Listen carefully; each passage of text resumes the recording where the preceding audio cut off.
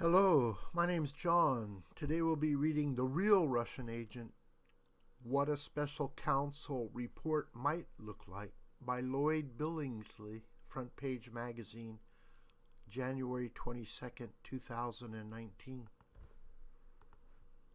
In anticipation of Special Counsel Robert Mueller's report, which the public may or may not get to see, leftist Democrats have escalated the conflict.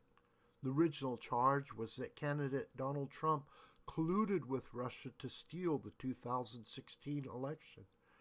That was later stepped up to cooperation, and now Donald Trump as a full-blown Russian agent under control of the Kremlin.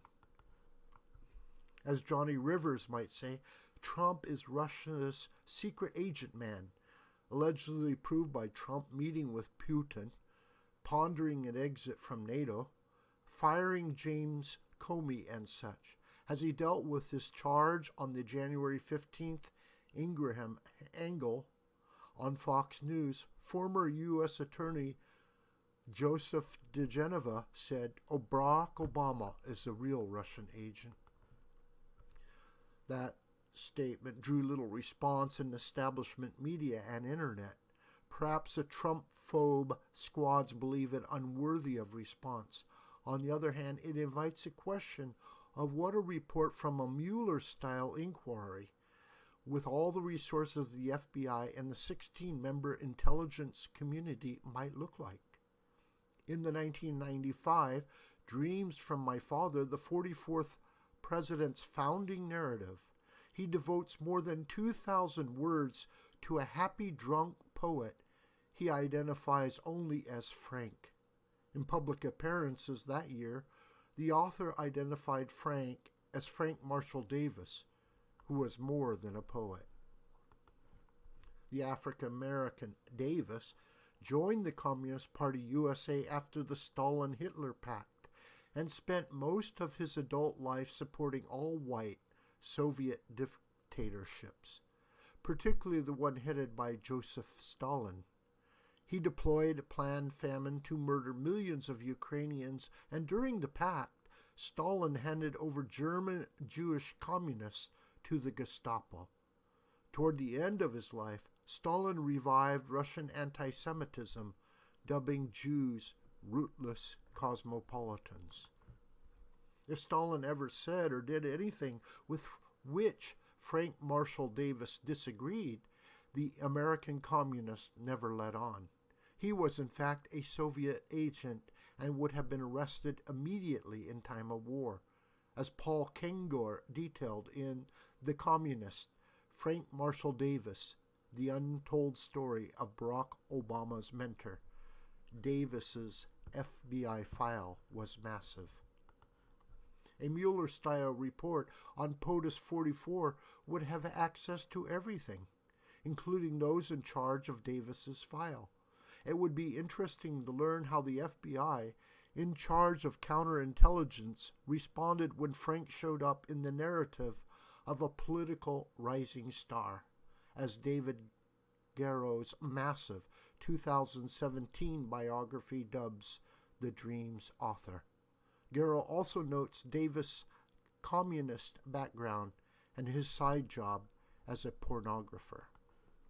The FBI would know that the Dream's author, previously known as Barry Soetoro, set up shop in Chicago. That's where Frank did most of his heavy lifting for Soviet Russia, before they sent him to Hawaii in the late 1940s to help fellow Soviet agent Harry Bridges with his strike. The FBI could easily pick out the Communist Party cadres who get only first names in the Dream's narrative. One of those was James Bowman, father of Valerie Jarrett, who became POTUS 44's closest advisor.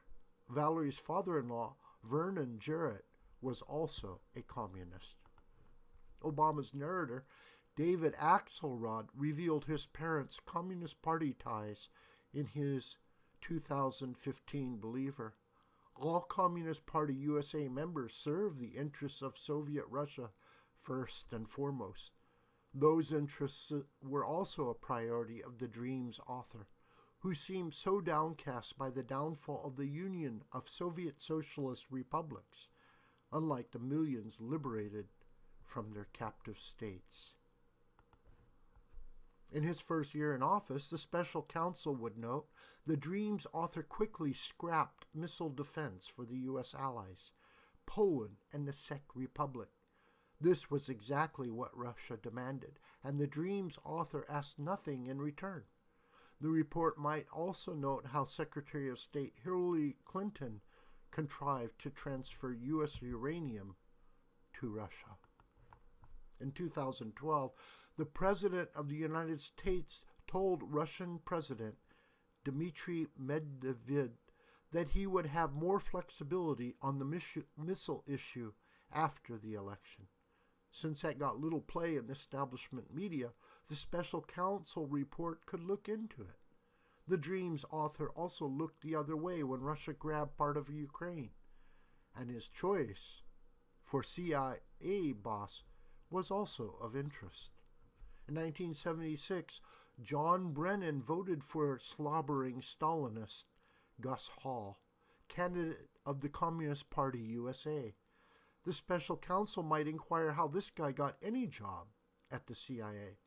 After all, running CP USA candidates in U.S. elections is one way Russia intervened in the American political process. The special counsel could also note whether the FBI or CIA had made any effort to cover up the Dream's author's communist connections, and who might have been responsible for any cover-up. And of course, the report could look into his role in clearing his designated successor, Hillary Clinton, of numerous criminal charges and framing candidate Donald Trump. All told, there is a great deal of evidence for Joseph DeGeneva's charge that Barack Obama is the real Russian agent. A Mueller-style investigation and report with all the resources of the FBI and the intelligence community could be a riveting read.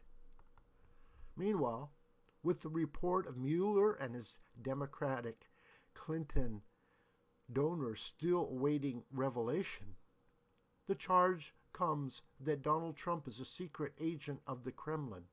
A ballpark figure for the evidence is 0. This video is a production of the School of the White Crane. Hi, my name's John. Please subscribe to this YouTube channel. And please share this video with family and friends and on social media. May God richly bless you, my beloved.